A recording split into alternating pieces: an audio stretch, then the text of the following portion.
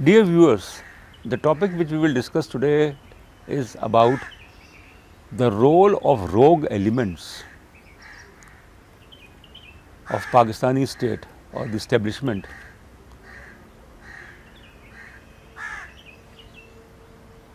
as far as patronizing those elements and such elements termed as terrorists, extremists, rogue elements. I am not saying that the entire, the state or the establishment. And the background of this, the rogue element, basically, what does it mean, rogue element? Those elements who are part of a state are not basically owned by the state, but they are so powerful that they operate independently, that even the state cannot do anything about it. That is the problem which Pakistan is facing about rogue elements. Not only Pakistan but also other states, countries in the world are facing about the rogue elements. That the state's policy is something else, but the rogue elements are the ones who subvert, who destabilize that policy. And then because of such rogue elements, the country faces embarrassment and shame. Couple of days back, Director General Inter-Services Public Relations, Major General Babar Iftikhar,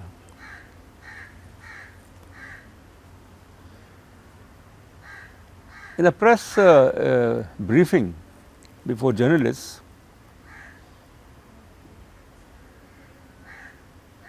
he made a point that Ehsanullah Ehsan,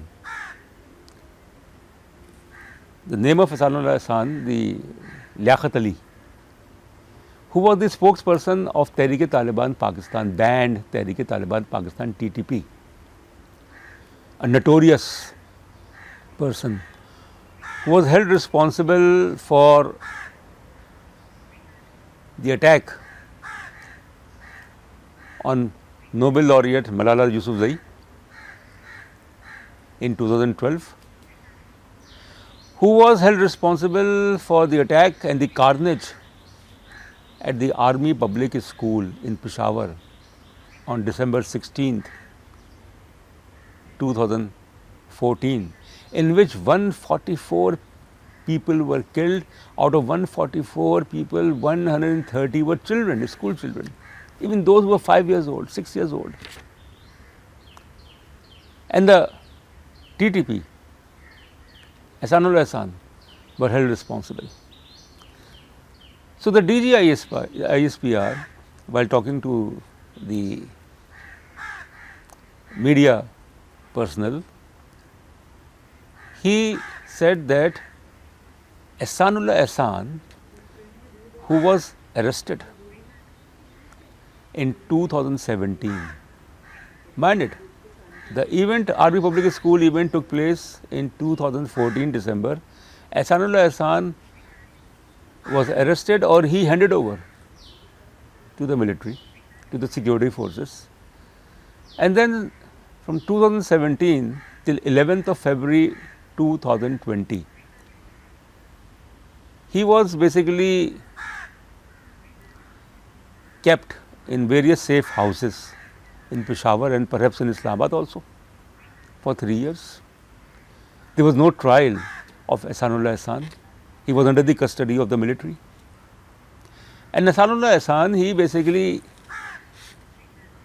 once he escaped on February 11, 2020 from the military's custody, he said that there was an agreement which was reached between the military intelligence and the head of military intelligence and himself, that he will cooperate with the state in order to deal with various terrorist organizations. But on February 11, 2020, Ehsanullah Ehsan escaped. He was under the custody of military. So Major General Babar Iftikhar, he said that after a year. He escaped on 11th of February 2020, and in February 2021, the DGISPR said that those officers who were held responsible for the escape of Ehsanul Ehsan have been arrested, been punished. So, were they part of the rogue elements? How dare they help? How dare they help Ehsanul Ehsan to escape from the military's custody, from the safe house? A part of the rogue element, a source of embarrassment and shame, and that is the reason why Pakistan is still kept the grey list of Financial Action Task Force, that it hasn't done enough as far as terror financing is concerned, terrorism, counter-terrorism is concerned, things like that. Pakistan has rejected such allegations. But then when we hear about that after a year there was a statement from the military that those officers, army officers who were responsible for the Ehsanul Ehsan's presence in the safe house, they helped him to escape. And where is he now? Is he in Turkey? Is he in Afghanistan? Is he in Pakistan? So this is one thing which I would like to point out, that regrettably such rogue elements have always been a part, have always been a source of embarrassment and shame for the people of Pakistan, for the state of Pakistan. Maulana Masood Azhar, Jaish Mohammed, why was he pampered by such rogue elements? A source of embarrassment and shame for Pakistan. And not to talk about Hafiz Saeed, and there are so many. So it is time that Pakistani state takes drastic measures against rogue elements who are in its midst, very much there. That are they so powerful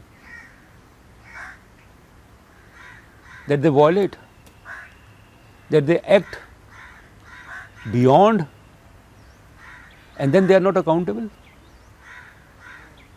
And that gives the enemies of Pakistan and those who are against Pakistan an excuse to blame Pakistani state, that it is either incompetent or complacent. And I don't want to mention here about Osama bin Laden, a global terrorist, had money of $50 million by the US, and how he was found from a compound, a garrison city of Abbottabad. US Navy SEALs, the helicopters, sneaked into Pakistan on May 2nd, 2011, reached the compound where Osama bin Laden and his family were living there since long, and no one knew about it. That's strange. That's very, can't believe it.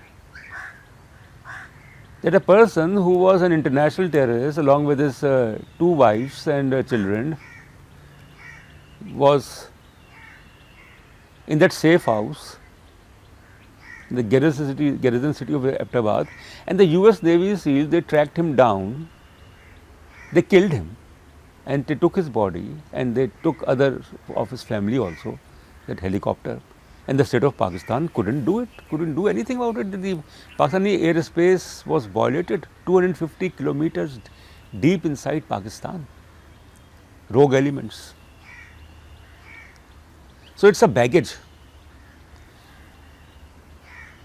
for the people and the state of Pakistan. It is better as soon as possible that if Pakistan wants itself to neutralize all the propaganda and the charges and the allegations that it is an epic center of terrorism, extremism, violence, then it must do something about such rogue elements, whether they are a part of that organization or whatever it is, it's a matter of shame and embarrassment. Because such rogue elements are responsible for bringing a bad name for the country. So therefore, the DGISPR's contention about that those responsible for facilitating the escape of Ehsanullah Ehsan, a terrorist, absolutely. They'll be punished, or they have been punished. And there are so many other cases, there are so many other incidents. So it's a moment of truth as far as Pakistani security establishment is concerned, the Pakistani state is concerned, that it must get rid of rogue elements as soon as possible. Thank you very much.